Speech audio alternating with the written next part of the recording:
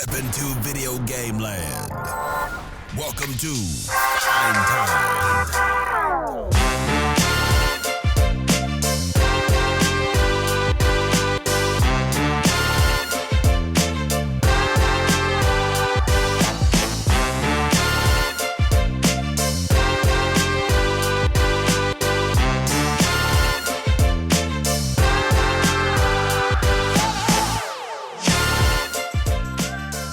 Hello, party people. It's your boy Dre, and Steve, it is too fucking hot. Andre, it's too fucking hot here, too. Too fucking smoky here, too. Most of that's gone, but still. Ugh. Kevin, are you too far west to have any of the smoke, or do you have some? We actually just got it today. I know that out further east has been dealing with it for, weeks now? A week at least, right? It was only it took a few days for it to get here. It takes days for it to drift. They make sense, Kevin. Can't imagine I'm going to get any down here. Feels too far away, but, it is a big-ass fire. Kevin, do you remember on the previous Creative Endeavor when we recorded an episode about my trip to E3 in 2006, now 20 years ago? Yep, and Paris Hilton was there. Yeah, Paris Hilton was there. Told the story on this show as well. And that was like October 21, and it was just like wildfire city at the time. I remember making note of that at that time on that show, that it was just like the sky looks like Level from Doom 64. It wasn't Canadian smoke coming and offending your nostrils? No, I think it was Northern California smoke. This is what was happening. So it was much closer to me and much more potent. Okay, well, I apologize for this smoke to both of you if you wind up dealing with it. Okay, thank you. Good old Canadian sorry will always make it better. All right, guys. I've been playing games, but nothing I can really talk about this week. You guys have been playing the games, and you've been playing a game that I just will never play because I'm me. You have been playing Rhythm Heaven Groove.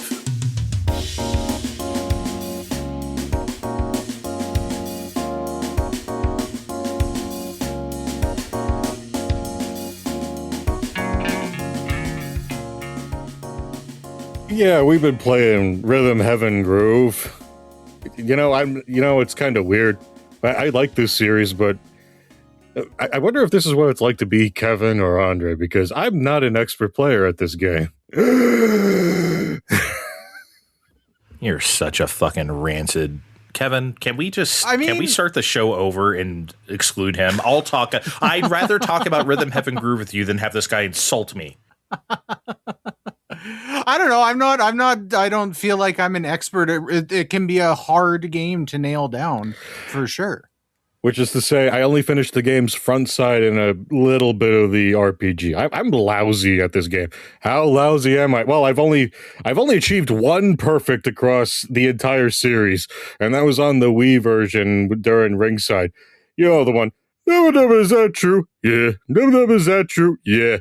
Whoa, you go bigger. Pose for the fans. That one. I got it perfect once. I'll never do it again. If I somehow get a medal, that's a banner day for me. Rhythm Heaven is a game that can and always gets me on vibes and music, and I've been humming the tunes the whole time. But, there's a game with a robot inspecting pudding and firing lasers at pudding aliens. I mean, that's good for a C- if this was the Nintendo Classic show, at the very least. Oh, this is a lot more than a C-. No, it is, but I'm just saying, like, that's where I am at Rhythm Heaven land. Like, it's mostly vibes time for Steve. Yeah, I mean, I think I'm kind of there with you. Like, I do enjoy that, one or two button gameplay. I can see why that's not for everybody. But yeah, I just, and this, there's a aesthetic and wackiness that are really good here. This is not like a funny game, but it is just fun. It's got a good, strong sense of just, it's lighthearted. It's a little funny sometimes. But yeah, I was thinking about a lot when I was playing this. I don't know what it would really take me to feel like an entry in Rhythm Heaven was a poor entry. I don't know. Maybe I'm just easily amused. I don't know. Why does Andre hate these? Is that why Andre hates these? I hate them because I really don't like things that, first of all, the tutorials are like 5 times longer than playing the game. You have to learn how to play each very specific thing. And then you do that specific thing, and then it's not very satisfying. Also, I'm just really bad at rhythm games. Like, historically. Dude, I can't even play Space Channel 5. Everyone says it's like, you could put the controller down and beat half that game. I swear to God, there's some sort of, like, lag time. I think that game's fucked up. I don't think that's my fault. But, like, this has just not really been, what's that one on PS1? Bust a Groove? I used to play a little bit of that sometimes, and yeah, I was pretty bad at that as well. Hatsune, so I'm not going to be out here trying like Hatsune Miku and shit. You know what I mean? Like, I don't know. Rhythm Heaven just didn't do it for me aesthetically. I thought the sense of humor was just really full of itself. I don't know. There's something aesthetically and mindset about Rhythm Heaven that does absolutely nothing for me. And Kevin, when you found this out on the show one time, when you asked me like, do I like Rhythm Heaven? I was like, I'm sorry to like blow you up here, but I hate this shit. You brought up WarioWare. And like, that's the connection people always make, but I'm like, I don't see that at all. I really don't. I love WarioWare, especially the original WarioWare is like one of my favorite games of all time. I can't stand Rhythm Heaven. Yeah, that's interesting because I mean they are like, yeah, I don't think these are by any stretch a 1-for-1, comparison, but I do very much get the same like type of enjoyment playing WarioWare as I do playing these. It's lighthearted. You can play it in short bursts. Obviously, if you're playing Rhythm Heaven, it's not, the games themselves are not as explicitly short as in WarioWare. But I do have, I don't know. It is strange to me to like love WarioWare and actively not like this. I get where Andrew's talking about the tutorials too, because a lot of them are less helpful than others. There's that one where you got to help a dog catch a frisbee after 7 seconds of a beat, and it's like, this tutorial is bullshit, but then I'm playing the game and it's mostly fine. And then there's other games where your tutorial is bullshit no matter what you do, and there's no logic to it at all. Maybe I'm just a broken person. It is kind of a pain in the dick to have to do the tutorial and learn how to do everything before you do it. And yeah, quite often, I mean, I don't think that usually the tutorial is longer than what you're playing, but they're probably, in most cases similar. But I also think, then by the time you get to the remix and you know how to play those, and that's when they like mix it up and make it fun, that's kind of the payoff for that to me. But they often change the time. I feel like they change the timing or something, because where I get hung up with all of these games, the mini games anyways, that I feel like they all have a different meaning for follow the prompt. And in this game, the biggest offender is hop and slide, where in the Discord, I feel like whoever came up with it needs to burn in hell, because holy fucking shit. The conceit of which, for anyone that hasn't played it, is like, wow, a little girl made this runner game. Jump and slide when we make noises. You could watch the tutorials play this game or any of these other games really play perfectly by holding the button down, but that does not help at this game. And they should be ashamed for inventing Little Miho so that they could dodge criticism.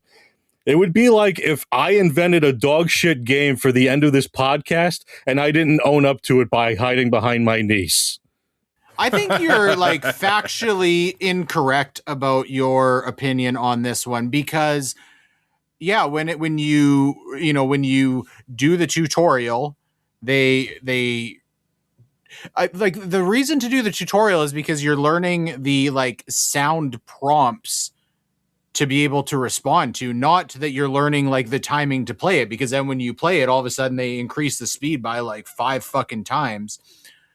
But it's not like I don't think in any of these the intent of the tutorial is to like let you know what pace you're supposed to be responding to these prompts. It's just so that you can like pick up the audio cues to respond to them. It's the same as any of the remixes. Like when they do a bunch of the remixes, they, sometimes wildly change things. And they also like flange up the timing of these games to, like multiple snippets of these games to one song so that they're all on par. Yeah, and that works for everything except Hop and Slide, which again, they could all suck my dick. What? Okay, but what is the problem with Hop and Slide? I mean, I did the tutorial and then I played it and I did crash into bar, slide. They don't do that. They do that shit in Mega Man 8, and even that like responds to me better. Man, I had absolutely zero problem with that game. Oh wow! Look at this superior mind meld over here. That's why Kevin. That's why Kevin's the musician with his guitar over there. Now who's put out? Not me. I'll just get over it because I got other shit to do with my time. Oh, I'm sure you do. Bit hot shot. What are you gonna do after this? You got a hot date?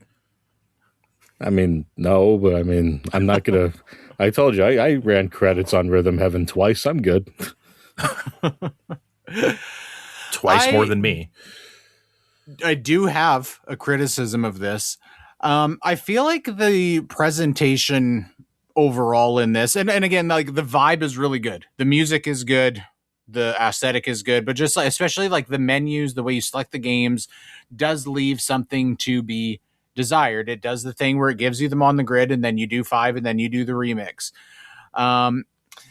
I believe Rhythm Heaven Fever was the same, and it's been a long fucking time since I dicked with the DS version, but on Rhythm Heaven Mega Mix, they have like a story with cutscenes that ties everything together, and it just felt like there was so much more effort in that presentation than what we got here. I know this is going back to like, this is more of a mainline entry, this isn't the Mega Mix, but I think it would have been justifiable to give us a little bit more effort here. It's been a very long time since we've really had just like a mainline new Rhythm Heaven that wasn't a, best of. They could have done more with that. I'm just going to venture a guess, and this is one way the series is like WarioWare. I'm willing to guess Rhythm Heaven Groove had no budget, Steve. Like none. Yeah, they announced this over a year ago. This is probably the last Switch game Nintendo puts out. It's $40. I mean, but so Steve, you brought up that RPG mode. I think that they like very easily could have given what I'm asking for, just some like a snapshot of a character telling a story and what you're doing and why you're going through doing all of these games and like leading you somewhere. They could have like taken the effort they put into that RPG game. Cause I mean, the RPG thing was fun, but I mean, I don't know if it's not a critical part of this. They could have like taken what they had spent on doing that and like definitely given us something for, mainline setting up playing the game. Okay, calling the RPG fun is generous because all you're really doing there is doing the Cloud finds a shrine in Final Fantasy Rebirth thing and doing that as an entire game. I mean, I feel like, again, I think that speaks to the budget. I think that's literally all they had money to do. Otherwise, this would have just been, here are the games. Go nuts. Well, okay, Kevin, do you feel like, or maybe I guess both of you, do you feel like that RPG mode just shouldn't be there? Do you think it would actually be addition by subtraction if it wasn't there? I think it would have been better spent to put that towards presentation and progressing through the main game. Like, I mean, I did have fun. I think Steve is not giving it its due. I think it's fine. This is a $40 game. I got $40 worth of fun out of this. I mean, I got what I expected out of this product presentation. I mean, maybe just like, because like, how fucking long is it going to be until we see another Rhythm Heaven? I guess if we're getting this, I would like to get, I don't know. I want it to be a little bit more of an experience. I mean, to turn on my Andre for a second, if they gave a shit, this would have been on Switch 2 with 120 FPS. God damn it! Oh, that would be excellent, actually. For like the timing. Oh, I would love to play like a WarioWare at 120. That would be so good. You could really give that snappy like, yes. Why'd you make me think about that? Because there's this one stupid game where you gotta smash cans with a giant hammer and the timing's all over the place. Even at 60. I'm sure Kevin got a perfect on that one, but See, he's the maestro. see, Not now even, you know how it what about feels. Steve? You could perfect the I did perfect on the soccer the first time I did it. You could do the soccer one. I'm not going back anytime soon. Oh well, I don't know. I don't think Steve is giving this the credit it deserves. I had a lot of fun. I'm still playing this. I am giving it the credit it deserves. If you were waiting for Rhythm Heaven Groove is about the game that it's gonna be. Steve, what would you grade it if you had to give it a grade? A solid B. Kevin? I think I would give it an A-, and I don't know if it's as much like because of this entry. I just like these games. I like these games a lot. Do you know, is this your new favorite Rhythm Heaven game or no?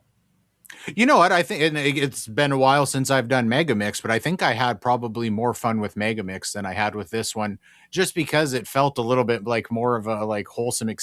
Wholesome is not the right word. It was like felt like it was giving me a little bit more. Yes. I think. But I mean, the games are just as good. The aesthetic and the music, all of that is just as good. I don't know. I just felt a little hollow with this one compared to what I was hoping for. I think it's interesting just about the graphics, like just graphic quality, just because we got 2 WarioWare games on Switch, which is 2 more than I ever thought we'd get. And I think those games look really good. I think they're animated very well. I think like the character art and everything is like, those are like really good looking games. Rhythm Heaven, like if I didn't know any better, I would think this is like a DS or 3DS port. That's kind of how I feel just looking at it. Yeah, I mean, there's nothing like, they're really not trying to like go the extra mile to give this like really like, deep detailed backgrounds to any of these. Or I do think like there are a lot of times when you will play a game and then like the background will change and like the sky will change color all of a sudden, fucking like the level is like warping around you. It doesn't really have any significant effect on what you're doing, but I think if you watch some of these games and what they do, there's more going on there in some cases than a port of a DS game. But I think you're probably like relatively fair in feeling that way. Updating the aesthetic would cost money, which this had no. I mean, like we talk about like everybody 1-2 Switch not having any money. Like this is like, I don't know. This has to be like the cheapest.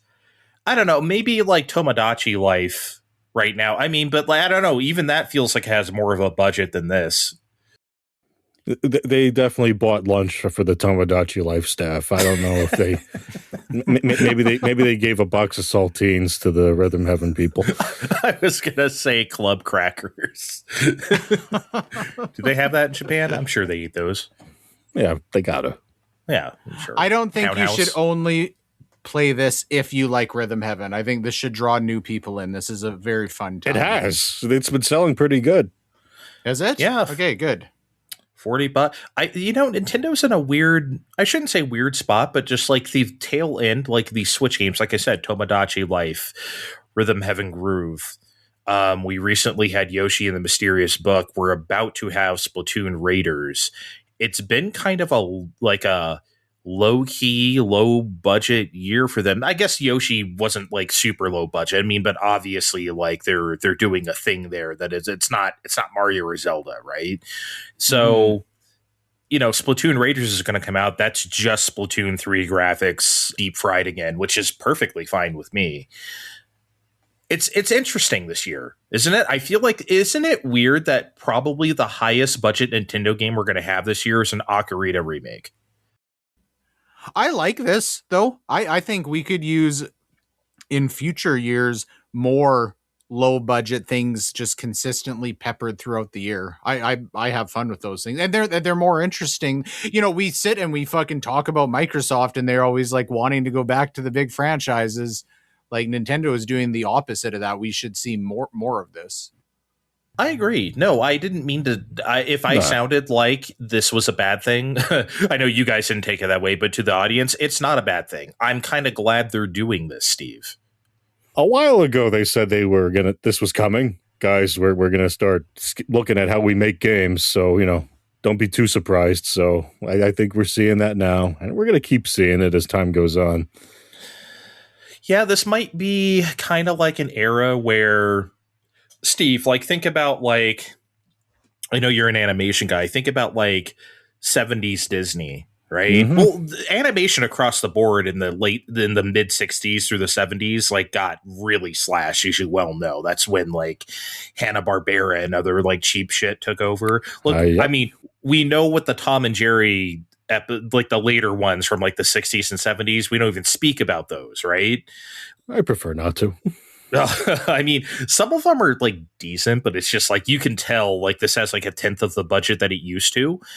That might be where Nintendo goes with video games. We might be in, like, the maybe not even Sword in the Stone, Fox and the Hound era of Nintendo, right? Well, based on what we've been talking about recently, they might be the only people putting out video games. So, Jesus Christ. Fine time.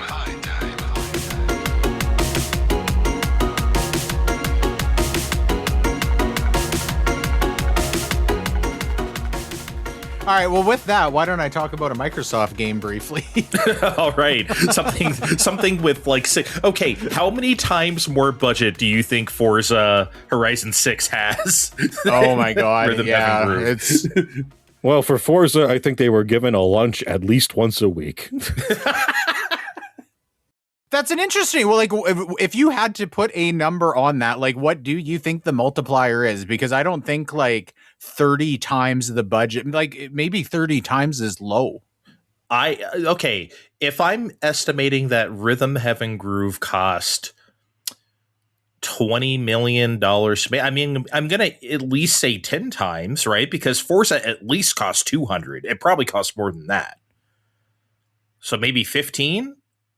Do you think 20 million on Rhythm Heaven? Probably. Would it be and that that's high? just paying, and that's just paying people. That's not even, like, technology that went into the game. I'm just talking about, like, what it costs to work at Nintendo for 3 years and, like, make video games and like, big directors and overseers and stuff who, like, do this shit. That's what I'm thinking of. I'm thinking of, like, salary that what went into the game. Probably not very much. Mm. I'm remembering last year they were saying Bonanza was, like, surprisingly not super high budget because of the way they do business. So yeah, and they use the same engine for, like, everything. Nintendo doesn't name their engines internally, but the thing that powers ARMS is the thing that powers, whatever, everything, right? Or Splatoon, or it's all the same shit. Mario Kart World. So they use their own internal tools for all that stuff. So that's, like, cheap, right? That's the reason why Capcom is making so much money with RE Engine, right? Because they have their own shit. So anyway, sorry to derail your Forza. Oh, that's okay. I have been picking away at Forza Horizon 6 since May when it come out. And I don't have a ton to say about this, but it is sublime. Like, and I've on our previous creative endeavor, I think I may have spoke about playing 4 and 5 potentially, definitely 5. And comparing this to anything that's in, like, a similar, open world, go whatever, just, like, find races and, do shit, Burnout Paradise or the Crew Motorfest or whatever. Like, these games really are on a level of their own. And it's interesting. Neither of you guys have played a Forza Horizon, correct? Like, spent time with one? I played a proper Forza on, like, 360, but I don't remember which one. I've dicked around at friends, but no. It's interesting to me because I was thinking earlier about if I was listening to you guys talk about this game. Here are some, like, it has excellent graphics. It runs exceptionally well, like, very detailed and interesting environment. And at the same time, it feels natural that it's got this, like, extremely unrealistic shit. Like, there's this insane spectacle and there's, you're racing bullet trains and literally, like, giant fucking mechs. And, jumping half a kilometer off mountains. And then you just, like, you roll your car, like, 5 times and then just speed away without a problem. You literally, and this has, like, kind of been a thing in past ones, but they really amped it up in this one. You can drive through, like, a densely wooded forest with, like, 4-inch trees all over the place, and your car doesn't even lose momentum. Like, it's just fucking ripping through the forest. And if I was listening to you guys talk about this, I would be like, this sounds kind of fucking stupid. Yeah, because like right now you're describing Excite Truck to me, which I hate. So like, you know, but I'm sure this is better than that. Yeah, and I get that, because I don't know, like when I explain this, like this concept, especially like driving through the trees like that, you know, it seems like this is kind of a stupid dynamic to have something look so pretty, and like, you know, this is a very big budget game for sure, and then you can just like fucking drive through the forest. But it coalesces in this very like streamlined and enjoyable thing. I've talked with, you know, I love when they're like, we're going to cut the fat, when you can just drive through the forest because it's faster to get through there and it's fun to do. And it doesn't like take away from the legitimacy of the game, as I would expect something like that doing. You know, I like that you're describing it this way, because I've talked about on the show before, and which is always my hesitation with Forza Horizon 5, even when it came to PS5, was like, I don't like open world racing games. I don't like Burnout Paradise. The Crew Motorfest, I got into a beta or two of it, and I guess it was fine, but it was nothing I wanted to buy. I didn't buy it. I got Need for Speed Underground, or whatever the last one was, a few years ago, and that was okay. But the actual racing portion of those games are always trash because of the way the world has to be built. The fact that you can do all these crazy things in Forza Horizon actually is appealing in that regard, because now it's like they're taking the restrictions off. Just go out here and have fun. I never felt like I could go out there and just have fun in Need for Speed Underground. But this sounds like I can do that in Forza. I really think both of you guys would very much enjoy this game, or any of these Forza Horizon games.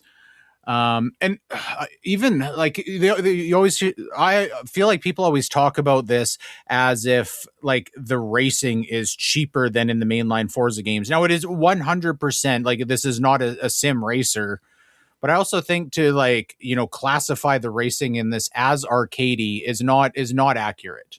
You know, you're still, I guess you need to think about what you're doing. You need to slow down on corners. You need to like consider like the curve you go into something. You can definitely spin out and things can go to shit. You know, so I do think it just, even as far as a racing game, like there's, yeah, they don't have restrictions imposed, or like the design of the world isn't intrusive on it, but it's also not like, you know, it's not like a just like throwaway drive around a circle 3 times either.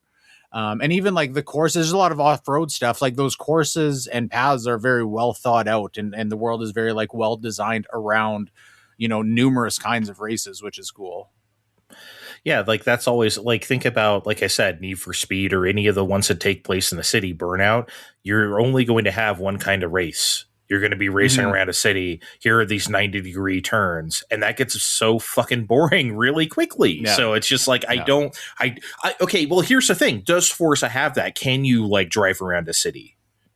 Or yeah, like definitely. Okay. Yeah. I mean, there are, yeah, like the city is like, this one's in Japan, and Japan is very well done. And, you know, the like facsimile of Tokyo, definitely they have the routes planned out where the racing is fun. You're not going to be like down narrow side streets where it's just like doesn't make sense to be racing. That's definitely in there. You're also doing shit where you're going and driving like a fairly slow vehicle to literally do like food deliveries, and they're more likely to put you in something, you know, to go down like paths like that when you're doing something like that. So there's enough like depth, and it's well thought out and structured of like where you should be driving and what type of vehicles they're telling you to use.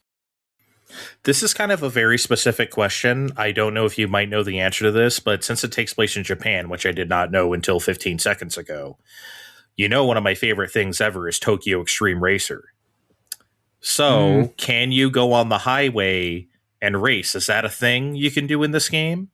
Or... I mean, most of this game is open countryside, right? There are like a few towns. There's like the majority of the city, but they're like absolutely, probably Yeah, 100% like numerous highway races. Oh, wow. Okay, Yeah, that's kind of exciting. Yeah. All right. There's like dirt tracks, there's like fully off-road, there's street racing, there's fucking drag racing, there's like on highway racing, and then there's like definitely some races that are kind of like various levels of those compounded together, but they always make you use a certain class of vehicles that makes sense, right? You can't use the Ferrari on the fucking off-road track or whatever. Cool. Okay. Which is good, because then it kind of, it doesn't like force you into something that's not fun because you made a stupid decision. Right. Back in the previous creative endeavor days when I was talking about Forza Horizon 6, I remember talking about how much I like that, but criticizing that game had this theme of like this influencer status thing. You would like get like influence points, and that just felt dirty and fucking annoying to me. And that is entirely gone. I'm very glad for that. This is more like grounded and down to earth, and a little bit less like, I mean, didn't I say down to earth and then talk about like giant racing against giant like colorful mechs? But at least real stuff, real people, and not like, here I am an Instagram influencer man or woman. Yeah, it's less memey, less like fucking, trying to like appeal to that side of the internet or something. So I'm glad about that. I am having a bit of a hard time over the last month or two. I am feeling more down on Microsoft than ever, and it is a little bit hard to be playing like this big new shiny Microsoft title and not have that, and I don't want to, but it just is like, thoughts of Microsoft being shitty are like leaking into my brain and tainting my experience playing this a little bit, which is not something I'm fucking seeking at all, but it is just happening. I understand. Like if like, let's say like Horizon 3 came out next month, I'd sure be thinking shitty things about Sony while playing it. That's for sure. So, yep. And it's just, I'm going to be thinking that about ToeCon next month for sure. So, yeah. Especially, like we fucking talk about that, right? Microsoft still, their biggest franchises that they want are still the like Forza, Gears, Halo that they've been relying on since the 360 days. And so that's a little bit frustrating, because I fucking hate that.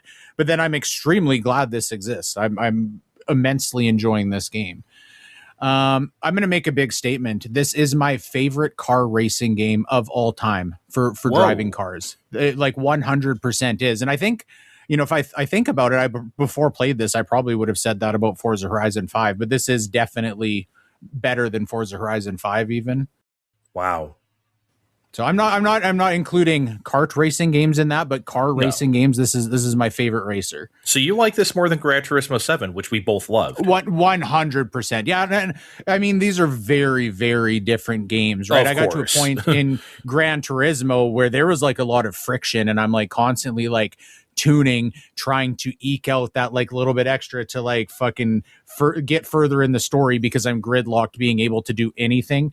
Like this, there's always 50 million fucking things to be doing in this. It's always fun. It's very easy for me just to like turn my brain off and enjoy this. And I also am like often having a sense, I remember being like in like PS2 days of playing video games and being like, oh, this is like the future. Like, fucking these games look so good. This is impressive. And, we're like, or maybe even like into the 360, we're playing on like flat screen TVs, and that's a thing. And it like the video games felt premium. I really like feel that this video game is like feeling premium and impressive to me in that same way when I play it. And that's fucking cool too. I love this game. It's so, so good. I think I will be playing this like fairly regularly, I bet you, for a year, because I still like, it's been out for a couple months and I've probably only got like 20 hours in this. I've just been kind of doing it in between other things, but it hasn't lost its luster even a little bit. That's what I with GT7. I played that thing for like a solid year and a half, and like just, you know what I mean, kept picking at it, kept coming back to it and stuff. So like, yeah, I get it. A good racing game, especially since the way these games get updated nowadays, like you really can keep coming back and finding new stuff. It's really great. Yeah, if you guys are at all interested in this, because it is still coming to PlayStation, like 100% has my recommendation. So fucking good. I think you sold me. I mean, I'm interested. I don't know when I'll get it, but I'm definitely interested. It's been a while. I mean, it's been years and years since racing games were a major part of my life, but I would like that day to return. Steve, you look less interested. He doesn't care. Yeah, I don't know. It's just not a one that excites me as much as you guys. Yeah. But I'm thrilled for you guys. He didn't play GT7 with us either, so you know. That's true. Graphics on PlayStation 5. Yeah, graphics on PlayStation 5, baby. Let's take a shower. Okay, no debate about it. We're not talking about it. It's just too goddamn hot. We're getting in right now. It's time to hit the showers. We'll be right back on Fine Time.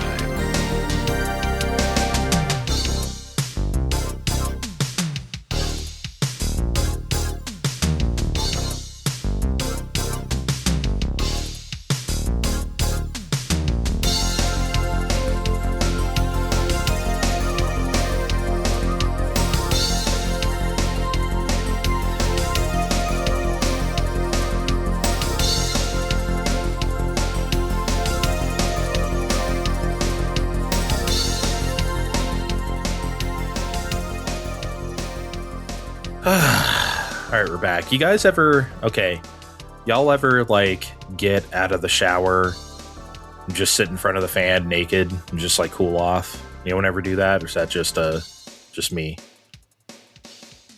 The fan's all the way over there, and I'd be all the way over here. No one could see me pointing because this isn't an audio format. But how many feet apart would you say? It's not a very big bathroom, but it's like corners apart. So it's like okay, it's just too far away from me. All the way across the room. Yeah, it's not a giant bathroom, but it's still not practical. Gotcha. I bet I'd have to turn off the shower and then stand in the shower for it to mean something. I bet after Steve showers, he stands in front of the mirror, makes his own fan. Oh yeah, for sure, 100%. No, I mean I'm already my own fan because it's not like anyone else's. The first step to success is liking yourself. After all, I need to have a whistle and a referee saying 2 minutes high sticking or something. I need to like be able to put you in the penalty box on the air. 5 for fighting, or I'll find some clip from the hundreds of thousands of hockey games aired on TV. Whoa! They put hockey games on TV now. Oh, they sure do. It's kind of amazing, honestly. Technology is crazy, man. Fascinating. I know. You can probably get like Wi-Fi operated shot callers that work over the internet. Yeah.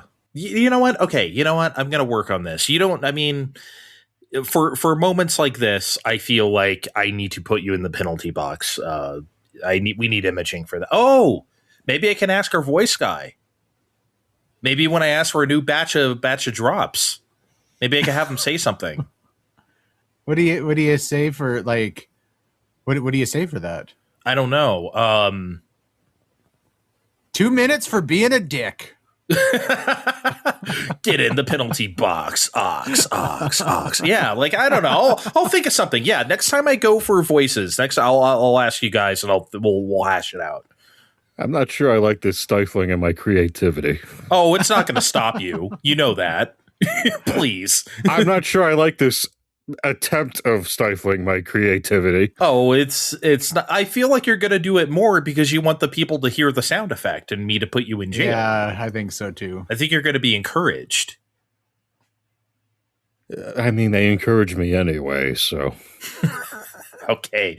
Well, let's get to these big questions. So, if you were with us last big deal, you may remember that we covered StarFox for Switch 2, and we had many varying opinions about it, and it was a great discussion, honestly. It's honestly one of my favorite game discussions we've had on this show, because always my favorite discussions are when we get to yell at each other. So I really enjoyed it. But near the end of that segment, Kevin, you suggested that we go back and play StarFox 64 because we were doing so much comparing, and I was basically going off of memories because you guys know how I am. I hate playing like the old thing before the new thing comes out. Oh, we're remaking something. You know how many people I saw on like Twitch and stuff playing Link's Awakening before like Link's Awakening 2019 came out? It's like, what are you guys doing? It's the same thing. Don't burn yourselves out already. So like, I don't like to do that shit. So I didn't. But Kevin, you suggested that after that discussion that we should, and I agreed, and Steve agreed. So that's what we did. We all gave StarFox 64. I didn't do every single path, but I played like a lot of it. Steve, how much did you play? I did one bizarro path that covered many of your complaints. Oh, please. Kevin? I did one easy basic bitch path, and then I went and did the hard path. Okay. That's good enough. So we're here to discuss our findings. So I don't know, anybody start. Kevin, why don't you, because you have played the original the least, you have the least attachment to it. Me and Steve have much, much more. So why don't you say whatever you want to start with? You know what? It was hard going and playing this in 30 frames per second, I think, directly after playing that. And like, man, holy fuck, does it ever like chug going into the temple on Venom? Wow. It chugs on Corneria, to be honest. It chugs a lot of places. There's a few times that like, I don't know, going into that temple on Venom, I was like, man, I don't know if this fucking game is even going to, like, it felt like it was going to crash. It was nasty. It was so fucking hard going back to 30 FPS, you guys. Is this what it's like to be Andre all the fucking time? Yep. Oh my God. I'm like, I'm sitting here going, man, you are so lucky that you are StarFox 64, one of my favorite games on the Nintendo 64, because man, 30. Kevin, do you remember that time we were playing Splatoon 3 and every time we had to go back to the lobby, you and me were like, oh yes, this is disgusting. And Steve's like, what? Who cares? I'm like, do you have eyes? I can't believe, come on. I don't know. Because it doesn't matter in the lobby. It does, because it looks like shit. You're not playing the game in the lobby. I don't care, dude. I don't want to see that. Oh, it's fixed in Switch 2 land, okay? It sure is. Yeah, I just remember us being like, oh, and Steve's like, what? Take a bathroom break. I mean, come on. Control, too. Control felt... I was going to say stiffer. I don't think stiffer is the right word, and I don't know how much of... it just feels like more rigid. And I don't know if it's even a control thing. I started to wonder if, like, just because there's not as much like animation flourishes and like over accentuation of movement as the remake includes, I think that might have been it more than the actual like control actually feeling different. Because I mean, both control good, both control tight, but it did feel different. And I do think it's maybe down more to animation than it is anything. I think I do like the handling of StarFox 64 more just a little bit. And I don't, but Steve, I mean, feel free to tell me, like, am I just being like, this is a thing I've been used to for 30 years? Because I'm not saying that like StarFox on Switch 2 controls badly by any means. I put my hands on StarFox 64 and I'm like, yes. Maybe. It might be in this particular case because we're just so ingrained into it. Probably. Here's something. Well, first of all, I should say before I move on, I agree with you guys. Visually, the audio. I mean, I probably didn't praise the music enough, honestly. A couple weeks ago, it's just so much better in the remake. So audio visually, yeah, the remake clears. Here's something I wasn't harsh enough on. I should have been more harsh on the voice acting. I legitimately, after replaying StarFox 64, I do not understand how they could have possibly played the original and then heard their voice acting and thought that was okay. Playing through Macbeth again almost pissed me off with how bad the remake handled that. It's incredible. And it's not just I can't stop it. It's everything, Steve. It's everything. I can't believe it. I'm not jazzed with Macbeth. I already ceded that point the other week, but what I didn't get to bring up the other time is I think Andros is a lot better in the remake. Yeah. It really, because whether you're playing him through Area 6 or going through Venom 1, he taunts you, and that's not a guy who's about to win. That's a guy who's backed into a corner and he's losing his fucking mind. And by the time you get to him, you don't know whether he's actually enacted his plan or not, which is, are we uploading the brain into the computer or not? So, and I still think they enacted the whole thing better in the end, where they don't run the credits if you beat in StarFox Switch 2 if you play the game on Venom 1. They just have Robot head of the game. These fools have not beaten me. It's like, games need to taunt you more. Me and Andre talked about this a while ago, but like, I miss when games goaded you into doing better. Everything like I feel like games hold your hand a little too much these days, but like, go play again. Go play through Venom 2. Go do it the right way. 100%. I agree with you. Kevin, so do you understand more how now we feel about the voice acting now that you've done this, or you're still where you're at? Yeah, I mean, do I think that the voice acting is better, like in terms of being more suitable and matched to the game in Star Fox 64? Yeah, probably. I think, again, it just boils down to it's not as ingrained in me as it is in you guys, and it's not going to like actively bother me replaying Star Fox again either. Okay. I mean, it's a mixed bag, and I get it. Although, look, here's something. I will cede a point full like to Andre, though. I had to replay Katina on the Nintendo 64 for the first time in forever, because even when replaying the other times, I haven't been to Katina. Are you fucking crazy? Why do that on the back crazy route? Because it's the funnest level in the game. That's why. Okay, but I'm doing the hard route. Hard. Okay, you're such a man. I forgot. Yeah, I know.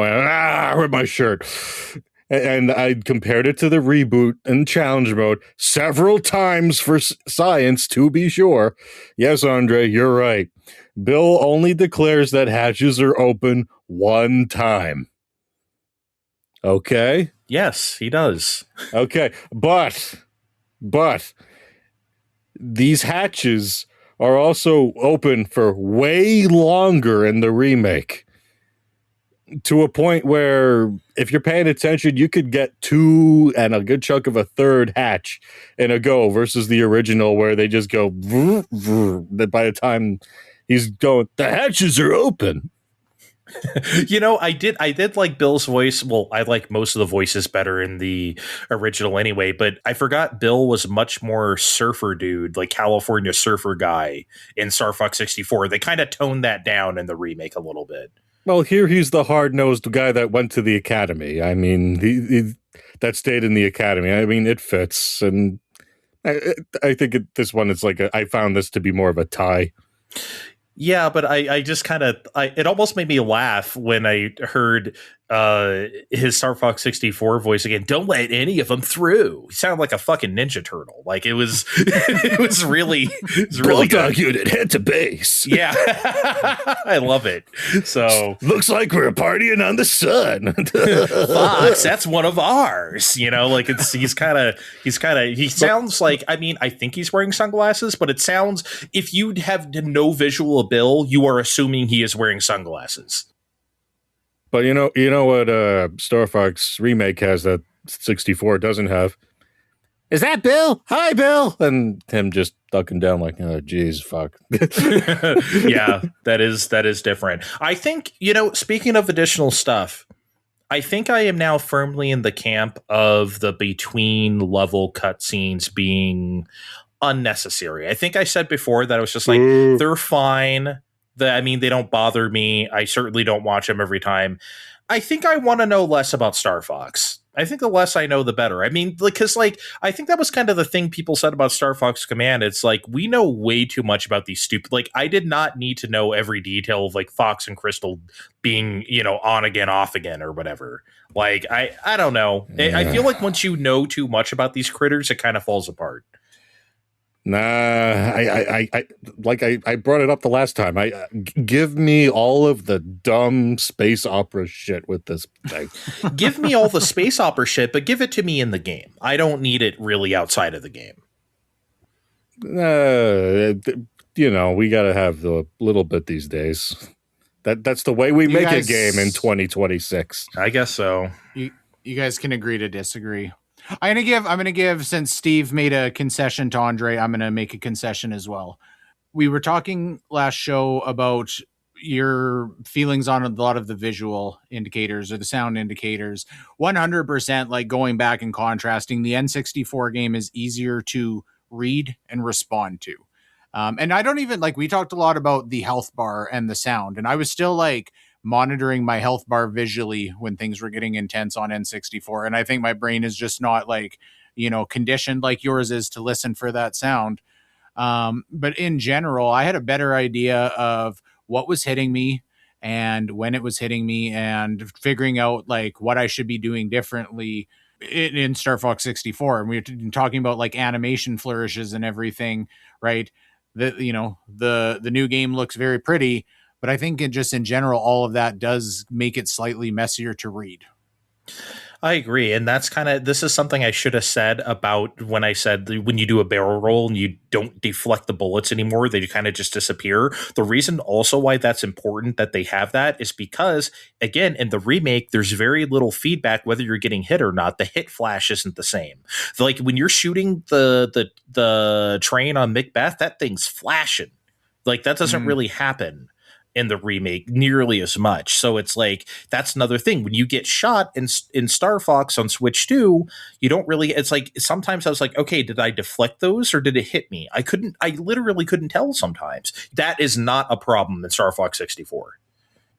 I think why they might have toned some of that back was we didn't bring up this level at all in the last time, but I in the Bizarro path I took, I went to Solar, and yes, it is much more difficult in the N64 version. Everything's beeping at you as soon as you land there because we're on the fucking sun. Everything. Every time a wingman talks to you, their thing is getting eaten at too. So it's every time they're talking, if you fly too low, your thing's going down even faster. Things are going on the screen. I think they might have figured, okay, maybe this is too much visual information going on. And there had to be a better way, but I could see how they got to where they did. Okay, here's my little concession. Here's something I was wrong about. Steve, I was wrong about the boss HP. They die just as fast in Star Fox 64. See, once you know what you're doing, they all die. Well, it's not even I know what I'm doing or not. It's just that they do take the same amount of hits. I was thinking man, did they really die this fast? Yes, they did. So that is accurate. You don't got to wait for Peppy to tell you what to do. Just go do it. Yeah, just shoot the things. Here's one thing I was right about though. Going back to Katina and really any all range mode, nobody chased any character. I didn't have to save anybody in my Katina run. Nobody. In the remake, every 5 seconds, all three characters are getting chased and, oh, Fox, help me. Where's my backup? Blah, blah, blah. They don't shut the fuck up. It's constant chatter. And it's they're all getting shot at. And it's I can't do that didn't happen to anybody when I played Katina on Star Fox 64. And I don't think I just got lucky. I'm not saying they never get chased on that level, but it doesn't happen nearly as often. All range mode is a panic attack now. If you didn't get chased at all, have wingmen getting chased at all, I think you got lucky because I feel besides Area Z, I think that's Katina is where everyone gets chased. It didn't happen a single time. Well, here's the thing. So let's say I got lucky, which I probably did. The extreme is still the extreme, right? Even if they did do the usual chasing, I know it wasn't nearly as much as all range mode in the remake. It's just not. So I don't know, man. I think that shit is really pumped up in the remake to the point of this should happen more often. I don't think it should. I think that just makes things not nearly as fun, especially since Bill's not saying the hatches are open. I don't know. So the whole thing kind of feels like a mess. Are you sure it's really about Bill saying the hatches are open? Maybe you need to open the hatch that is your heart to us and the listeners. 2 minutes for boarding. Whistle, whistle. Pretend there's a whistle sound effect. I knew it was coming. Here's one thing that this one thing predicates a lot of other little problems I have with the remake. Because of the resolution of an N64, you were a lot closer to the action. You're much more pulled out, and we're in a 16:9 view now. The field of view, I guess you could say, is much bigger in the remake. And I think that makes for a much more difficult game in ways that are not necessarily good. Like aiming stuff with the laser, like shooting down stuff is a lot harder in the remake. It's a lot easier in StarFox 64 because of things are a lot bigger on the screen. But here, it just doesn't feel the same. Just shooting down little popcorn shitty shits in space or whatever, just was like, I can't do this the same. Again, Steve, I don't think that's why I said earlier, I don't think it's just me being used to controls in StarFox 64. It feels like coming home. That is part of it. I'm not denying that, but part of it is the field of view. And this also is the reason why I could never monitor my health. Despite the shitty feedback in the remake, your health meter is so much bigger on the screen because that's how you had to make UIs back then. So my eyes don't have to travel nearly as far off the action. In StarFox on Switch too, it's way up in the top left. You are really taking your eyes off the action if you look at it. You're not really doing that very much in StarFox 64 because everything's bigger and more cramped because low resolution. So I do think I don't think I'm being crazy here. I don't know. Okay, thanks. Excellent podcasting, Kevin. I just wasn't having these kinds of problems. I hate to do it. I don't know either. I guess I wasn't thinking about that when I was playing, but I didn't find going back to 64 like I'm having a significantly easier time aiming at shit either. Can you at least fucking give me that if things are smaller on the screen, they are more fiddlier, whether it's aiming or looking at your health? Everything. I'm not saying it's like, oh, we can do things in 1080p now, like an early 360 game where they made everything like microscopic because they could, but it is smaller. All right, just keep looking at me. That's fine. That's excellent. Excellent, guys. Gorgon. He has tells in StarFox 64. He does. He doesn't have them in the remake. I'm not insane. And again, I'm going to keep going back to it so you guys can stare at me some more.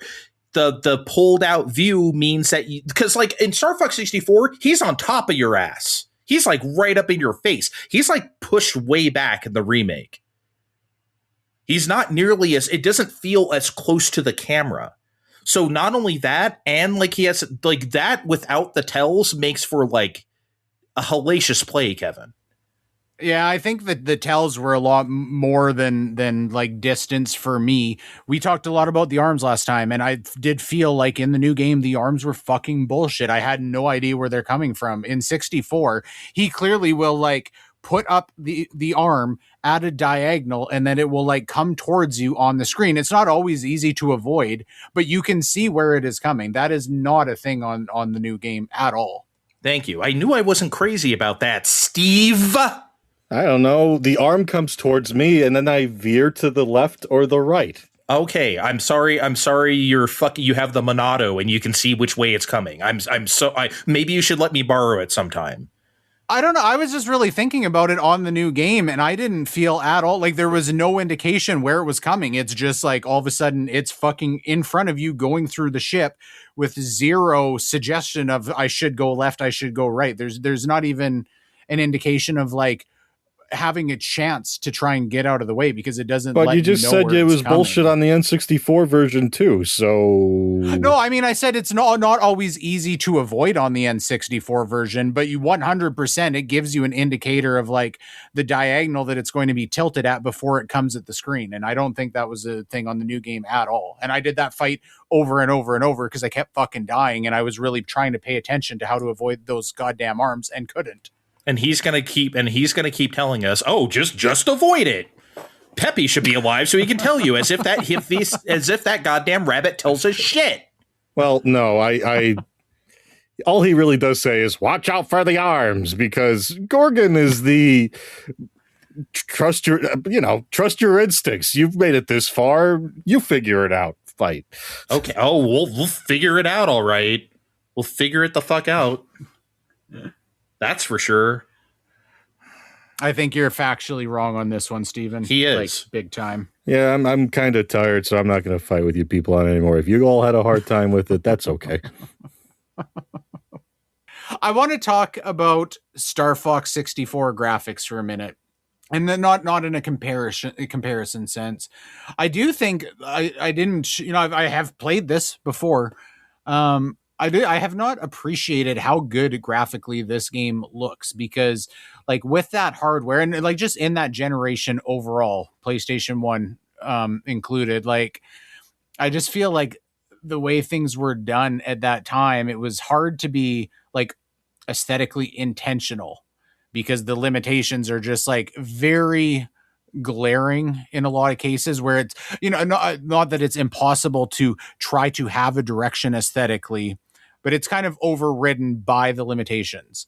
And in this game, like it's so well designed around the limitations of the N64 that I actually do think the that blockiness like actually does it a favor. And I wouldn't think this isn't like a camera view or a game type thing. I wouldn't say this about Rogue Squadron or a racing game or something you're like have the camera behind the vehicle.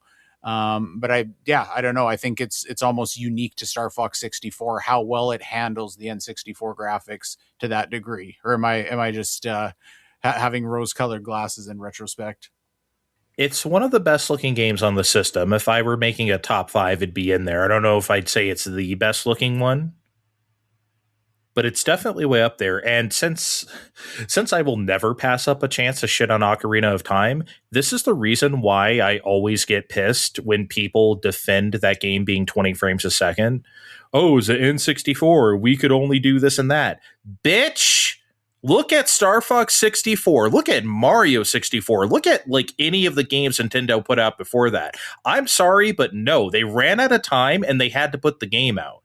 So, I mean, that is what it is, but don't sit there and say, oh, it's N64. They could only run this at 20. Fuck off. Look at StarFox 64. It's beautiful. And it's not always 30 frames a second, but it's very close most of the time. There are the chug spots, as we said earlier, but there's not too many, Steve. I really do. I think I agree with Kevin. It's top 5 for sure. Oh, I'd even maybe say top 3 for me. But what would you put over it? I'm just curious, because like if I think of like the best looking games on the N64, I would probably go to like Banjo-Kazooie or Conker, and I'm not like crazy about those games. I just think looks wise. But I think after revisiting this, I think I like this better.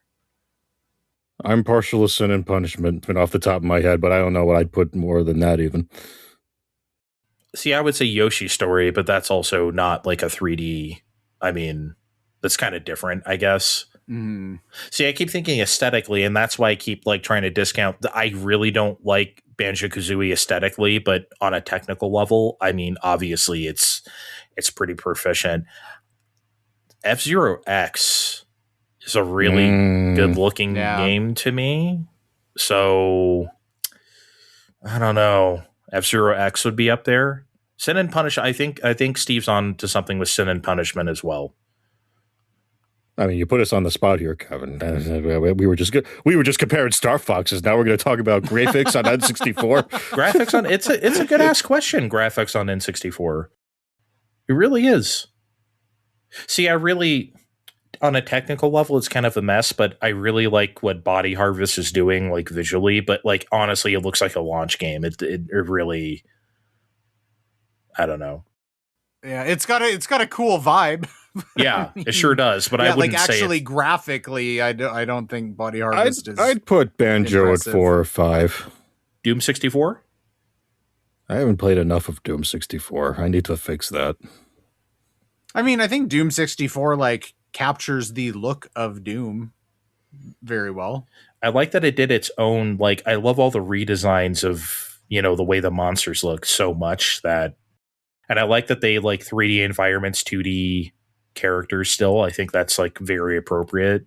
I don't know. Anyway, yeah, StarFox, yeah. I think this just reinforced the things I don't like about the remake too much.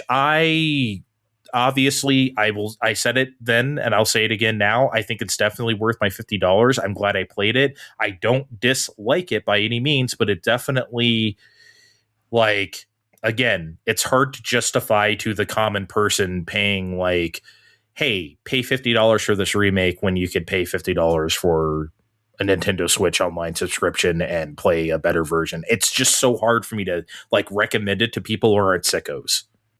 I don't know, Andre. People like new games that are, even if they're old games, that look nice. I guess. I mean, it's hard to. It's tough.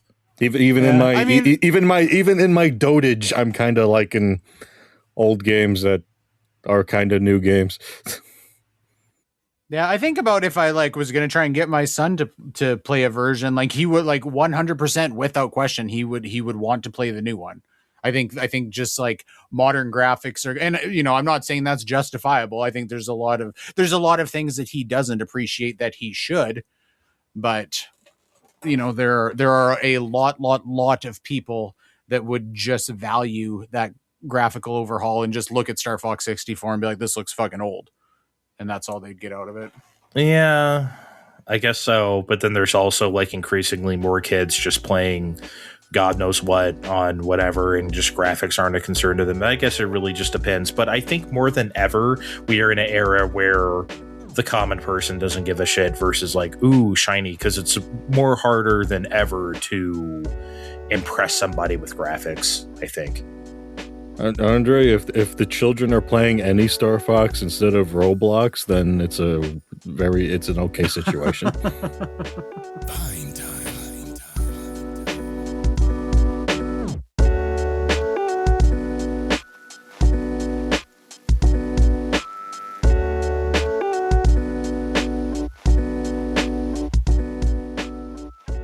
Okay, we got to talk about it somewhat, sort of, in a roundabout way. We all know what a mess Microsoft is right now, the layoffs and the whole bit. We don't really, I mean, there's just no point in getting into it on a large scale. We talked about layoffs at Microsoft so much on the show, especially this year. I felt like we spent the entire first half of this year always having a Microsoft big question. Which was interesting because last year it was like, what are you people doing? I guess we'll wait for Switch 2 news, I guess. Yeah. We didn't really have anything. Now they can't stop. But because it's all depressing and quite frankly stupid, let me tackle it from this way, because here's my genuine, like, what I think is the most interesting part of all this. Do you guys think it's interesting that they're allowing the studios they acquire to detach from them and become independent again? Because we've just seen Sony swallow Bluepoint, and like Embracer has been crushing everybody because they spent too much money. Microsoft isn't doing that. But why? Why wouldn't they do that, Kevin? I don't think I have a good enough grasp on the business behind these decisions to like fully understand it. And I guess it just that question brings more questions to me. And maybe you guys know more about this as far as, is it, because like with the value to those studio, like, how do I phrase this? Like financially, if Microsoft is in the position to do that, I think the value they are worried about losing, because they don't want to keep paying these people, obviously, is the value of the IPs. And so I guess is there some sort of mechanism to give Microsoft value to doing that? Or is it just a PR thing where we're going to look less shitty with all of this horrible press if we don't, like just put the fucking nail in the coffin? I don't know. I don't know enough about it to make an assessment. I think it's largely PR, Steve. Yeah, I think so too, because you might remember in the pre-happenings, for lack of a better term of this, there were murmurings in the background where Tim Schafer from Double Fine was, he was trying to suss out whether he could spin out themselves before this was happening, and Compulsion was doing the same thing. And they knew at Microsoft, I'm sure, that PR was going to eat shit no matter what they were going to do. So I am sure that given the smaller groups a chance to buy themselves, that was probably the best way to save face, especially when someone like Schaefer, who's been in the business forever, could turn around and open a triple fine as soon as the a non-complete cause would have, ceased to be. I hate how funny I think that is. Come on, he's in a spot where he could do it. You think he'd be like, oh no, he'd be like, he'd have the timer down like 3, 2, 1. Okay, we've got a new studio. We're making games again. When you guys finally get sick of me and I have to do the show by myself, I'll just call it Fine Timer or something. Yeah. And what are the alternatives to not doing that? Because, I mean, they certainly couldn't say, well, we're just going to dissolve them and, a year down the road, well, guess what? Obsidian isn't doing anything. They're making a new Psychonauts, right? It's not in the fucking realm of possibility. No. So I don't know what they lose by not doing that. But I mean, on the flip side, why did this go down the same way with Bluepoint then? Like, why did that happen? I think... So to me, why they destroyed Bluepoint is because Sony didn't want the embarrassment of like Bluepoint becomes independent again. Obviously, they're not going to work with Sony again. They're going to make stuff for other systems, and they're going to like kill on that shit. And Sony's it's going to be in a big embarrassment for Sony.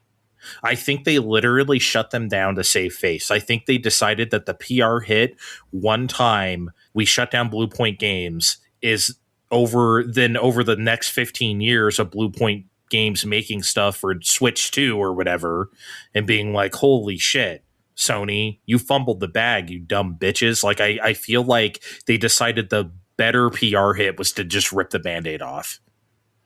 That makes sense, but it is such a fucking depressing answer. Of course. I mean, it's fucked up, Steve, but I really do think that's it. I mean, it's the size of the companies involved. I mean, Obsidian's folded into Bethesda however long ago, right? They don't have a way out.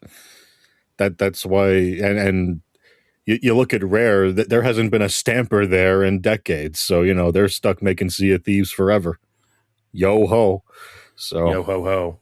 I was going to say, what about Everwild? But they canceled Everwild, so never mind. Forget it.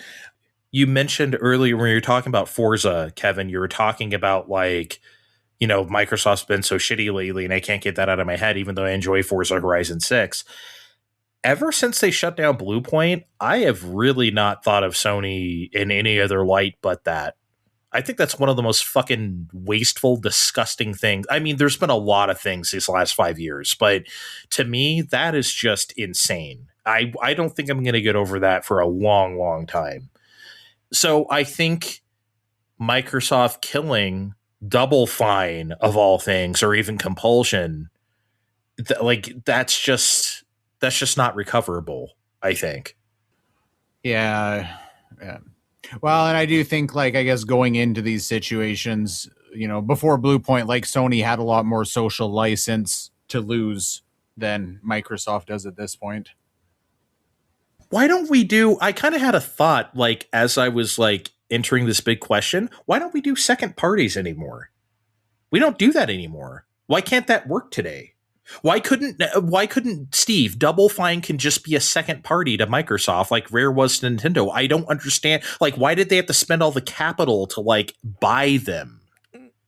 I think it's a matter of control, because I was trying to think who was the last second party developer out there, and I couldn't think of anyone else besides Rareware for Nintendo. And back when they were at Nintendo, they were getting too much for them to manage. We all know what happened towards the end with Dinosaur Planet, StarFox Adventures, and look, guys, we got grabbed by the ghoulies and whatever. I'm like, oh God, what time to sell the shares? Yep. Yep. I do wonder what Donkey Kong Racing would have been like. That's the only lost project I kind of wish we had seen. Other than that, who gives a fuck? There's that weird prototype floating around where they have the Saber Man riding on an elephant for the Xbox. All right, more good news. Bethesda is alive and well. On July 17th, they posted online a note from Bethesda Game Studios on their website, and it has a preamble about how they love making games and all of the players are enjoying them, and that drives them, and all sorts of fluffy corporate speak. And they proceed to elaborate on a number of topics, which I'm going to try and condense down here. So, Starfield is continuing to be supported into year 3. Wow. They are continuing to support community-made paid mods and integrating them into Fallout 4. Fallout 5 is the long-range destination, quote-unquote. Fallout 76 has an upcoming expansion under development for next year that is a prequel story to Fallout 3 titled Raven Rock. Fallout 4 has sold over 35 million copies and continues to attract a new audience. Fallout 3 and Fallout New Vegas remasters are indeed under development. New Fallout Shelter seasons are upcoming, and there is an unscripted Fallout Shelter TV project with Amazon. Production of season 3 of the Fallout TV series is underway. There's an in-person Fallout 30th anniversary event planned for 2027. Obsidian is working on a new Fallout project. They talk about internal collaboration and ESO content in fairly vague terms, as in forced restructuring. Elder Scrolls 6 and Fallout 5, they talk about the use of the creation engine, and they talk about Fallout 5 being in pre-production with Elder Scrolls 6 continuing to be their primary development focus. And then they've got some more fluff to close it out. And the statement is signed off just by Bethesda Game Studios, no representative name attached to it. Yeah, so this, here's the question. Obviously, this is damage control given the Microsoft mess that is continuing to be ongoing.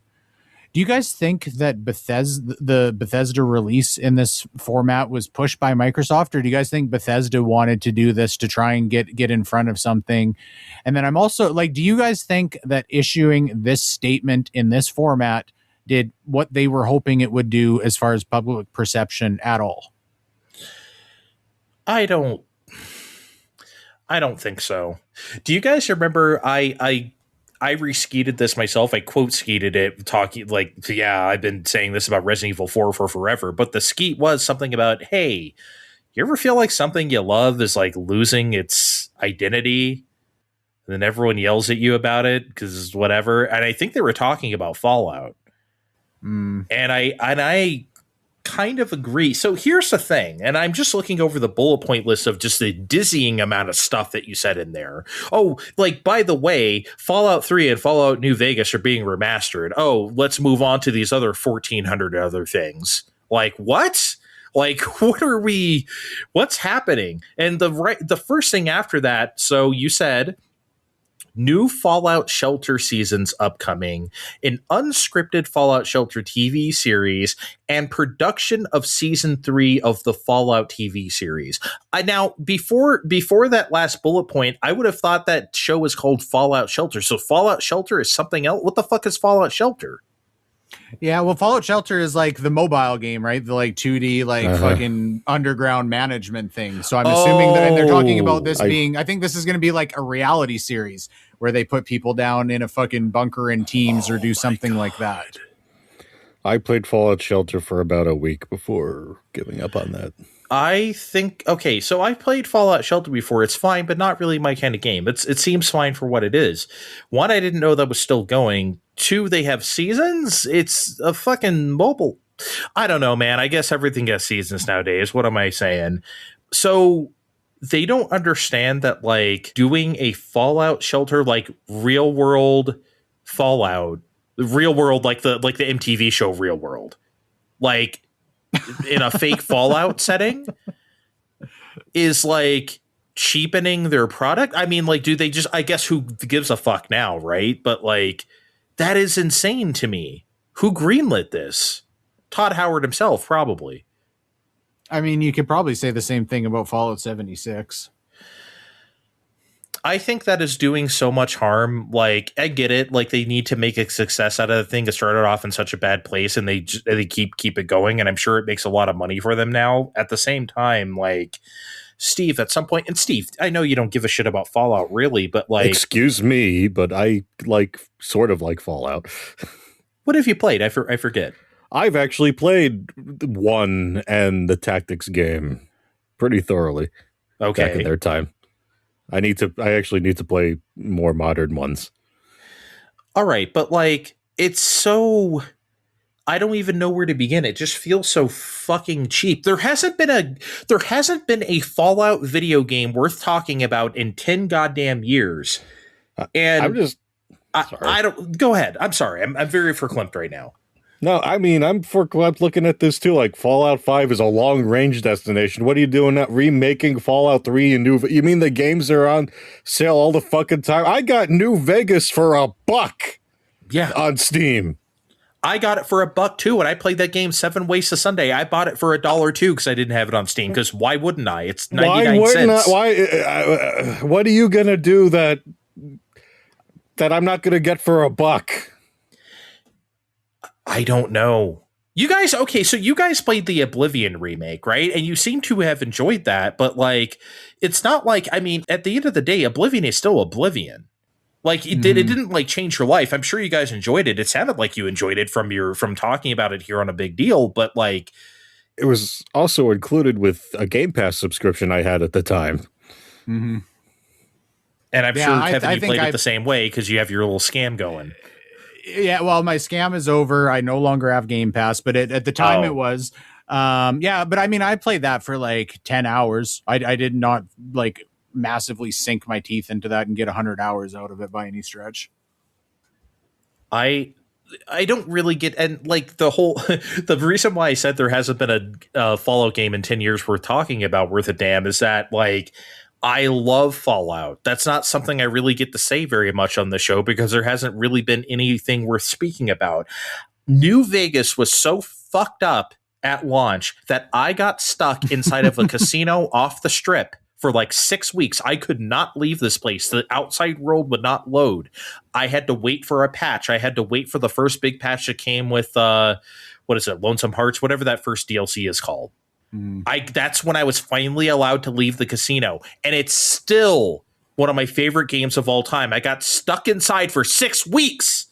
And it's fucking great. Okay? That's how much I love Fallout New Vegas. I have no idea what I'm going to do with a remake of that game. Like Steve said, I have no clue. Yeah, I don't know, man. I think out of all of the Microsoft stuff, like this statement really fucking drove it home for me. I don't know where this came from. I've been kind of feeling for a while like Todd Howard is drinking the Microsoft Kool-Aid. So I think there might have been some self-preservation going on there. So I don't know that I think that Bethesda issued this with a gun to their heads. But as far as how like what this did, I hated it. You know, and I'm glad Bethesda wasn't gutted like, you know, to the degree it was. But its software was, like, that's for sure. Yeah. Yeah. This corporate letter that just details their upcoming plans, you know, whether we knew about some of this stuff and it was rumored or not, like this feels dystopian. Yeah. You know, they're like Microsoft's messaging with the layoffs was like, you know, we want to focus on delivering our core franchises. And this feels like dirty in the sense of kind of reiterating like, well, you fucks always like spending money on Elder Scrolls and Fallout, so you can still do that. We're even making Obsidian work on it, so you can do it even more.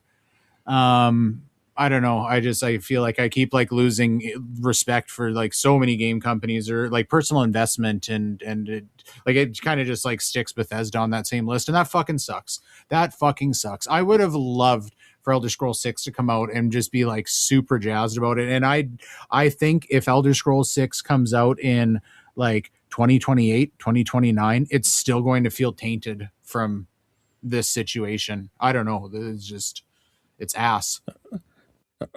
Okay, so fucks will be spending money on Fallout and Elder Scrolls, as you just put it. I just want to know. I'm not going to hurt anybody. I just want answers. who is playing Starfield that they're continuing support into year 3? I just want to know. I don't Well, they know. did I have just some wanna know. metrics in there. I feel like they were like 17 million people have played Starfield, and I'm sure, like, you know, I am sure 17 like, million people went into their Game Pass account and then logged into Yeah, Starfield exactly. once. Yeah, I believe this. Yeah, And I believe more people are, and as much as we make fun of it, I believe there's a good chunk of people, a decent contingency of people playing Sea of Thieves. I just want to know how many people are playing Starfield that they're like, yeah, year 3, that sounds like a good idea. Yeah, let's keep going. I just want to know. I don't know, man. It certainly isn't me, and I'm not going to. And you know me, I like Bethesda's open world bullshit. Like, a lot of people like shit on, especially Fallout 4 for stuff, and I'm like a Fallout 4 defender. You guys know this. I love that game. I hate when people shit on that game. I recognize the problems people have with it. I just don't agree. I love that game. However, like, even me, like, I could not really, I'm not even going to try this Starfield. But yeah, you know, Kevin, usually I push back on people saying things are like too cynical or too corporate or something. I shouldn't say push back, but usually I'm like, yeah, you know what? Yeah, these are big corporations making video games. Of course it is, right? So like that kind of comes with the territory. This is one case where this feels like product, like capital P product, like with the way they're talking about this. And it just feels extra cynical and gross to me in a way that even usually me who doesn't say this kind of stuff, I'm like, okay, please, like, just, you know, it's funny. Like, you just mentioned, Kevin, about, you know, Elder Scrolls 6 and like who gives a shit. I remember this whole time on this show, I've been saying if Microsoft wants to get back in the game, Fallout, Elder Scrolls, Project Helix exclusive, that's it, bitches, sell some copies. I'm not sure how true that is anymore, because like if this Fallout TV show spiked sales of Fallout 4 and all these other games so much where like they have this general audience interest anymore, that's not going to be the people who buy Project Helix, right? So I don't think that if this is their audience now and not us, they're not going to sell that to anybody. So maybe that's not true anymore, what I said. Yeah. Fallout 5 on iPhone and Android. Jeez. Andre, based on what you said and the timing, Fallout 5 is a long-range destination. That's not going to come out with Project Helix. Fallout 3 remaster is. That's like... Yeah. That's going to be like, you know, releasing new Super Mario Brothers U at the launch, you know? Yeah. Yep. Can you imagine if, like, I don't know. I feel like anyone else would get killed for that, though, especially Nintendo, right? If they launch, I mean, obviously people kill them for new Super Mario Brothers U, but if they launch Switch 2 with, like, here's Luigi's Mansion 4K or something, people would be like, what the fuck are you doing? Yeah. So I don't know. I feel like we might be giving Fallout and Elder Scrolls a pass, which I don't think they should get. I feel like I would have received this better if, and this would have been easy to do. They could have fucking sat Todd Howard down in front of a fireplace. He could have looked solemn and said, hey, you know, yeah, there's been some, you know, corporate restructuring, which has been hard for everybody at Microsoft, and our heart goes out to them, you know, which we like fucking, then Todd goes and like lights his $400 cigar with a, you know, a $50 bill or whatever. But you know, I mean, like, at least like fucking, and then sit down and just like, you know, we don't need fucking footage, but even just a video where he said, hey, we just want to give you an idea of like what we're working on, and verbally explained this, would have felt significantly better to me. I agree. To make this just this one big press statement and say all these things and throw all this other stuff that could be exciting news under the bus. Like Fallout 3 and New Vegas remasters could have been like a goddamn, that could have been like a Summer Games Fest announcement or something like that. Like to draw some hype, or even just like, hey, new Fallout coming, and then slowly reveal Obsidian, developed by Obsidian. Like, do something, right? Like, they could have made deal. These could have been a huge deal. They are not a huge deal because it's not a huge deal to them. It's just product. So who cares? Fine time.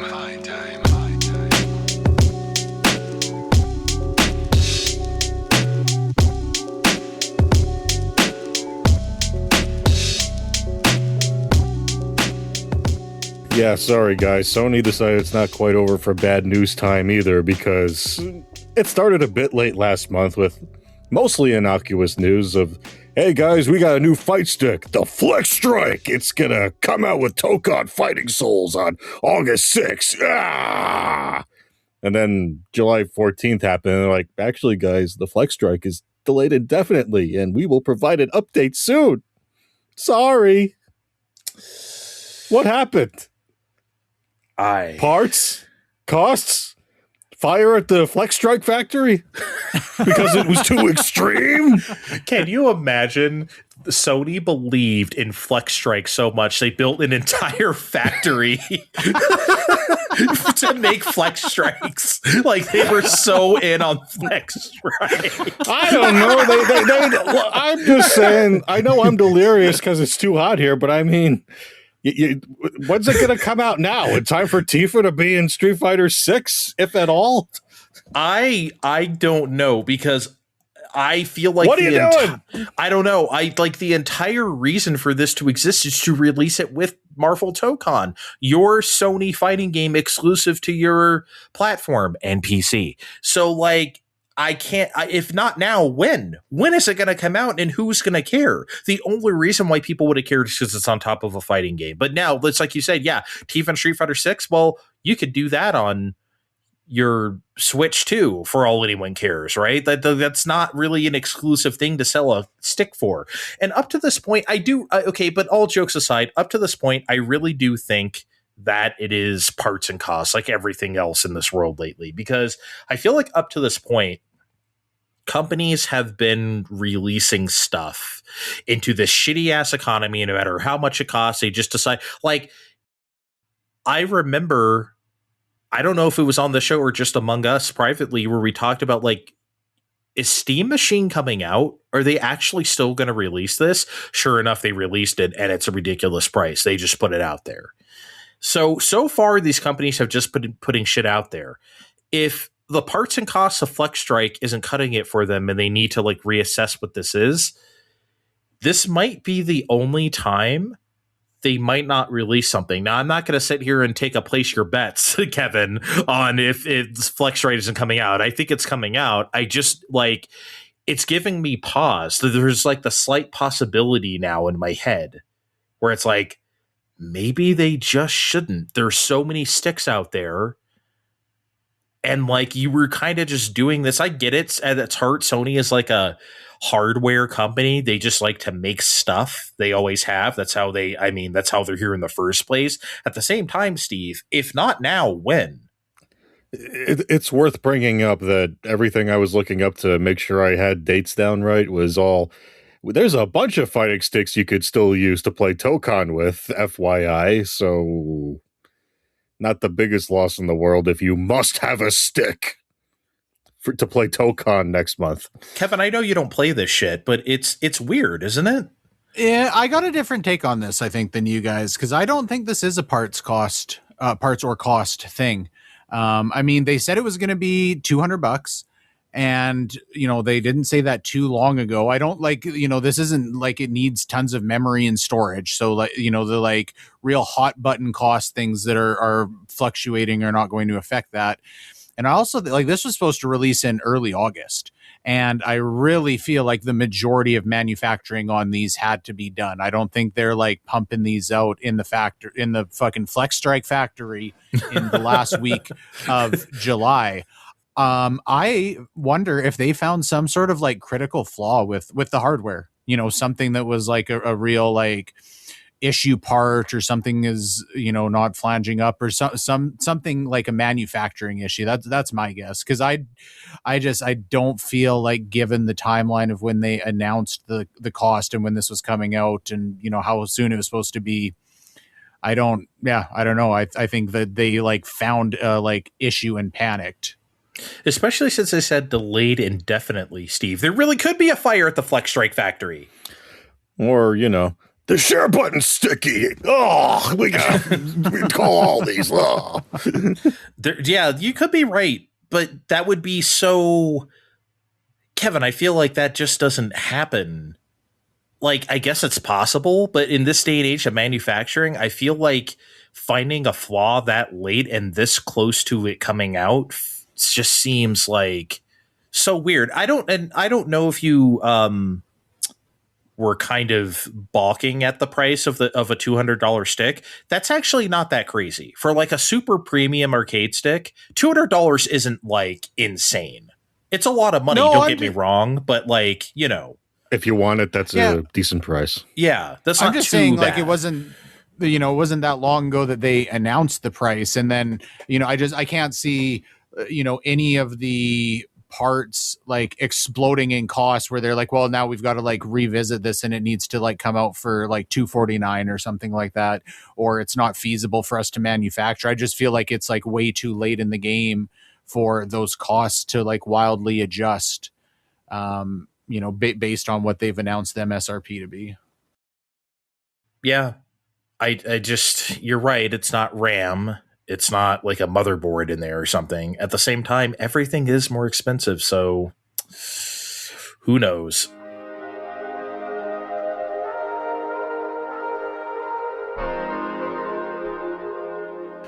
All right.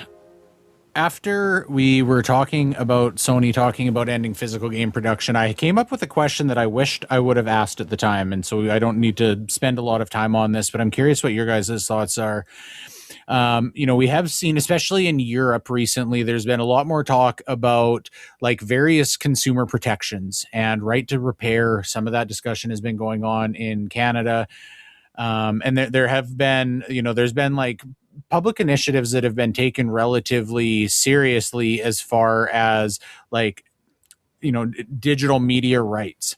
And I am curious if you think, and I think the reason I'm asking this news went way more mainstream than I was expecting it to. I seen this show up multiple times, like on CTV News, right? That CTV News is talking about Sony is no longer making physical games. This is getting traction as like a mainstream thing. I'm wondering if you guys think there's any chance that in North America, there might be an initiative that actually does look at, if you want to sell digital media, if that media is at any point no longer accessible, you are obligated to issue a full refund, like stuff like that.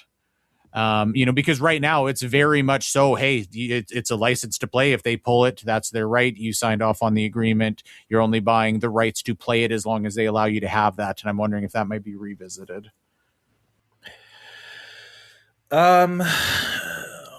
My long-standing position on this, as you guys know, is that we already have that.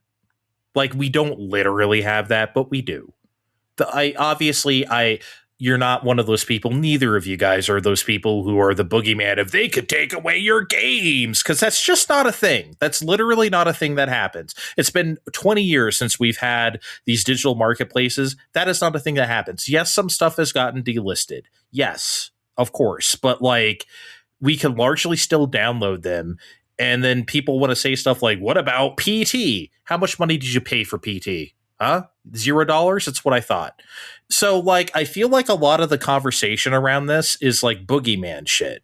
However, yes, Kevin, I do think there can be something, and it's not just video games. This could be like movies you buy digitally on Apple. This could be anything, right? Anything, any digital purchase that you make. Yeah, there could be a thing where it's like, if you cannot access this anymore, you either get a full refund or some sort of prorated, okay, after 25 years, if you can't access this, it goes down every year to like this price or whatever that you get back or something, right?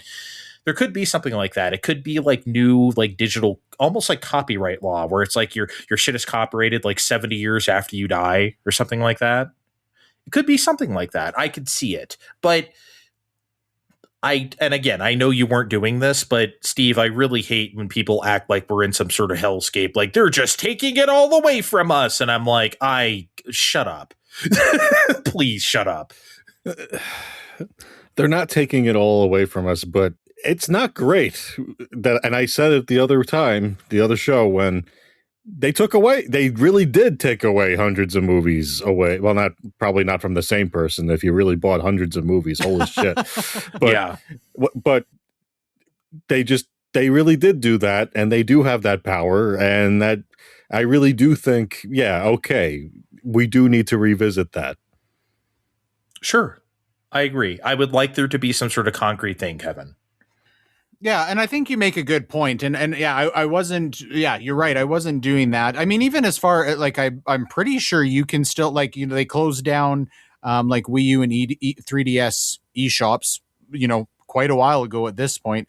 I'm pretty sure you can still, if you paid for that stuff, I think you can still go download it. You just can't like access the store anymore. Am I right in saying that, Steve? Or Well, as I learned during Cinematic Platformer Paradise, yes, you can absolutely, even though the stores are gone, you can still tap on the store icons and go get anything you already purchased.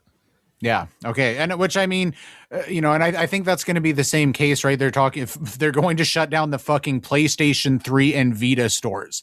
And I'm pretty sure that they've specifically said the same thing. If you've bought content, you'll still be able to re-download it. So this is not an ongoing issue.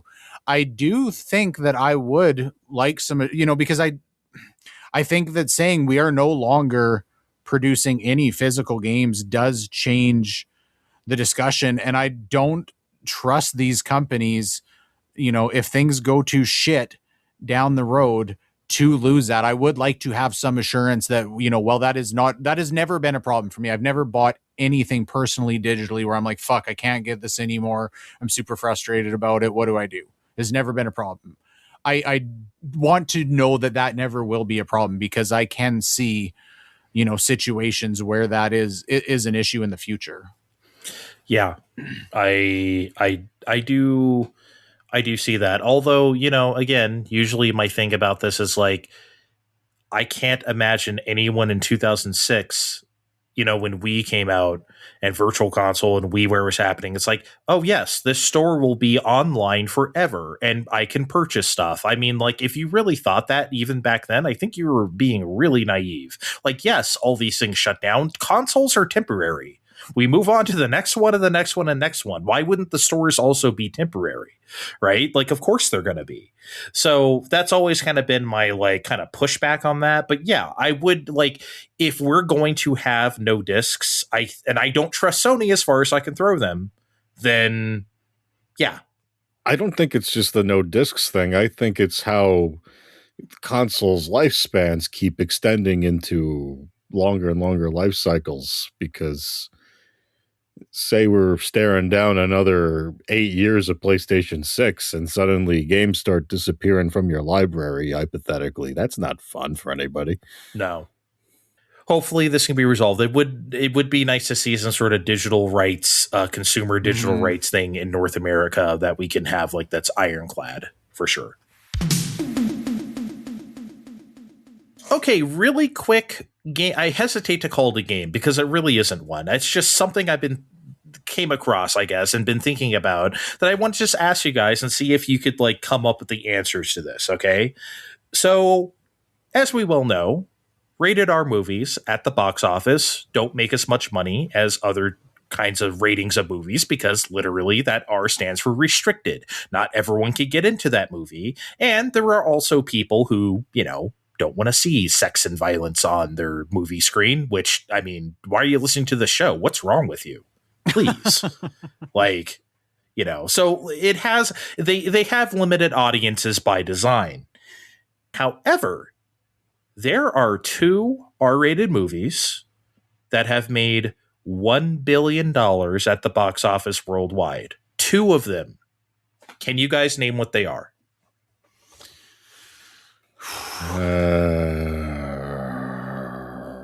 Boy. I'm hoping Steve and I are acting as a team, because I know Steve's movie knowledge far exceeds mine, and then we can share the credit when he is successful. Yes, you are a team right now. I have dubbed you a team. No, I wouldn't leave you behind on this, Kevin. Thank you. Yeah, no formal guessing back and forth or anything. There's no structure to this. Just can you guys name them? Is one of them The Matrix? No, that's way too old. The money wouldn't have been enough to make $1 billion. Oh, right. Is The Matrix rated R? Yes. Yeah, I didn't think of that till recently either. How recently are we talking? The oldest, okay, I'll just say the oldest of these two movies is from 2019. Damn. Would that be time for John Wick 3? It would be time for John Wick 3 because that was 2019, but that is not one of our two Still? movies here. Fuck. Yeah. Man, I'm out. that is not here. What are we doing as society that we're not watching? I mean, John Wick makes a lot of money, but not that much money. I'm having a lot of trouble coming up with anything. Can we play like hot and cold? Can you boil this down to like genre a little bit and help us get there a little bit? Okay, I'll just say, because I mean, I feel like this could be going on forever. They're both comic book movies. Oh. That are rated R. Yes. They made billions of dollars. Billion. So because as of this recording, the Odyssey is out right now and doing gangbusters at the box office, I thought, Steve, you might say Oppenheimer. Oppenheimer made $975 million. It just missed out. Yeah, I know it didn't. Just missed out. It almost did, though. And the Odyssey's opening bigger than that, so it might actually get there. The Odyssey might be our third R-rated billion-dollar movie with as much money as it's making right now. But yeah, these are both comic book movies. Yeah, that's way out of my wheelhouse. Kevin, come on. Yeah. Oh, is more out of my wheelhouse than yours. I'm wondering now if these could be Marvel movies, because I don't know if any of the Marvel movies are R-rated or if they limit that to PG-14. One of them's a Marvel movie. One of them's a DC movie. How about that? The Matrix made $423 million worldwide, by the way, in 1999. That's all right for I don't even know of. I couldn't list a DC movie that came out in recent memory. Okay, I'll just tell you guys. I don't think you have much of a guess. I wasn't sure that you might, but I just figured it'd be fun to talk about. The top grossing R-rated movie of all time is Deadpool and Wolverine from a couple years ago. That was R. Yeah. Brother, yes. Sure, okay. It's Deadpool, of course it is. And the one from 2019 is Joker. Joker made over $1 billion. No. Did it? Yes. That was. I swear to God, I did not know there was a Deadpool and Wolverine movie. I did not. that doesn't even like register as a thing that I was aware like those two would be paired I guess together. the 69 scene should have given it away. Dog, of course it's Deadpool is now I feel dumb for even asking. I knew this was like a long shot quote unquote game, but like please. Number 5 on this list is Deadpool 2. Number 6 on this list is Deadpool. So yeah, all 3 Deadpool movies are in the top 10 highest grossing rated R movies. Okay, well now that we're done feeling dumb, let's do some betting where we always feel super smart and well educated with video games. Let's do it. I'm ready. So if you haven't listened to this show before, every 3-ish months we sit down and we make a round of bets on, things that are coming up, how they might review, potentially rumors that we've heard, features of games that, we're interested, whatever. And so going into before today, right now, Andre is sitting ahead of Steve and I. Andre has $1,050. I have $950 and Steve has $499. I don't know what he was betting $1 on to get to $499, but I think it was just the way the math fell. Okay. That being said, we have some bets that we placed at the start of the year that we had all betted on before the end of Q2 2026. And we had a Splatoon Raiders theme because this is when we were first finding out about Splatoon Raiders. We didn't really know much about it. And so we were wondering, what is this game going to be? Steve put $50 on 2-to-1 odds that Splatoon Raiders is a roguelike. They have not specifically said it is a roguelike, and he loses his $50 immediately. Excuse me, Kevin. Do I really need to pull out the notarized document from 3DO Experience? No, you do not need to do that, although it would be funny if we could just pull a clip without permission so they might sue us. But yes. No, come on. That's a roguelike. Right. I mean, come Steve gets his win, $100. Da, da, da, da, da. Andre had said Splatoon Raiders is a $40 to $50 game, and actually, I know what it is in Canadian. That is true, right? We had established that it's $50. It's 50. Okay, 60, so Andre, 60 physical, but yeah, 50 on the eShop. Okay. So Andre put $100 on that and gets $200 on the 2-to-1 odds. Cha-ching! And I had said Splatoon Raiders has vehicle building or crafting elements, which they clearly detailed much cleaner than it being a roguelike. And I put $150 on 2-to-1 odds. So I take $300, and Andre is now at $12.50, and I am at $12.50, and Steve is at $5.99. This is the first time in literally years anybody has caught up to Andre. Yeah.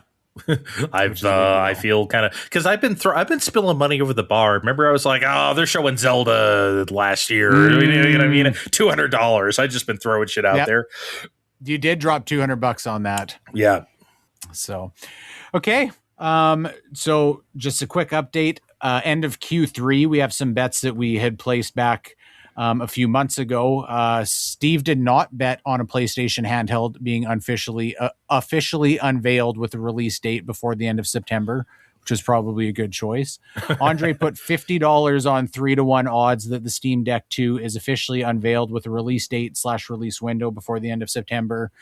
And I had put $50 on 6-to-1 odds that GTA 6 would be pushed back yet again from its November release date, which I think we can say safe to say my $50 is gone at this point. All right, we've got new bets. And I think you guys may have noticed that I often like to do bets about games coming up and what their Metacritic scores are going to be. Mm-hmm. And so this time I'm giving us all of the same bet. This is a little bit inventive. But I want to try and figure out Metacritic scores on GTA 6. And I think that's very interesting because as we know, this is going to be $100 bazillion game. GTA 6 is also releasing in a very different world than GTA 5 came out. And I don't think we have a good line of sight when, the wide majority of people that are playing this are going to be playing on PS5, like base PS5. I don't know how this game is going to run on there. There's a lot of interesting variables going on with this. And so, my intuition is to say that GTA 6 is going to review very well, but I think there are some pitfalls that could cause it not to review near as well as what I think. So I'm going to structure it in this way. We can each pick a Metacritic score and win at 2-to-1 odds within 5 points. So if Andre says, I want to pick 80%, I'll give him 2-to-1 odds to get up to 85, as low as 75. However, for every point of margin you want to go down, I'll increase your odds by 1. So if you want to make a bet on your Metacritic score within 4 points, I'll give you 3-to-1 odds. And if you want to make it within 3 points, I'll give you 4-to-1 odds. Does that make sense? Okay. Yes, it does. And I think I'm going to take you up on that because as you were explaining this and you said Metacritic and you said the name of the game, a number immediately popped into my head. And that number was 88. Okay. So the fact that I so strongly thought of a number means that I think I should try to zero in on that number, right? Oh. So I will say within. So what are my odds if I'm within 3 points of that, or 2 points of that score? So if you go within 2 points, then we would go up from 4-to-1 odds, right? No, 5. Is it 4 or 5? 5 to 1. Yeah.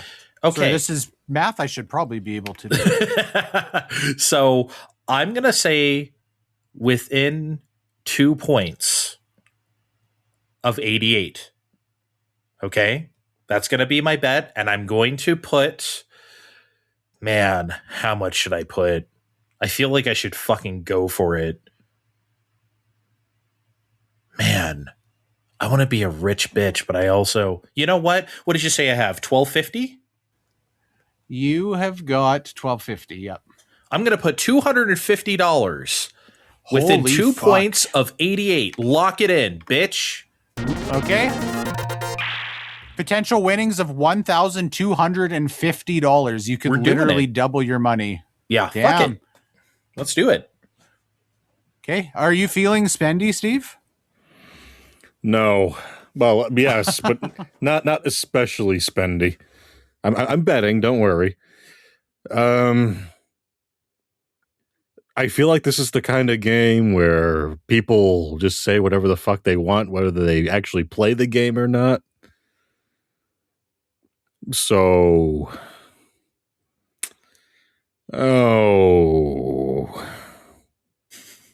this is rough. This bitch is going to get a 92 and I'm going to lose my $250. So I know I can feel it right now. Do you think there is a chance this could get a 92 though? Because I feel like that's a fucking stretch. I think it's very possible this could get a 92, 93. I'm not saying Damn. anything higher than that, though. I mean, I'm not going to try to influence Steve here, but No.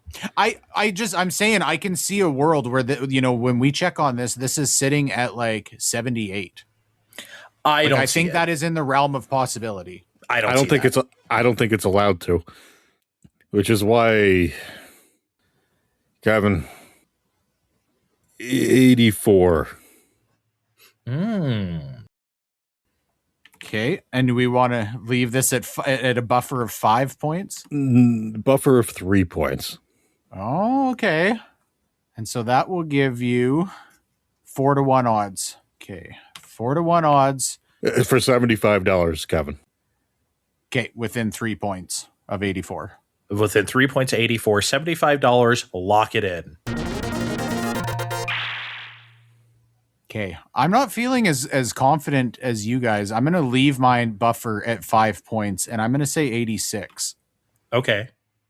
So you want the basically 80s to low 90s almost, basically. Yeah, I think so. Okay. I mean, that sounds safe, but this was me being spendy.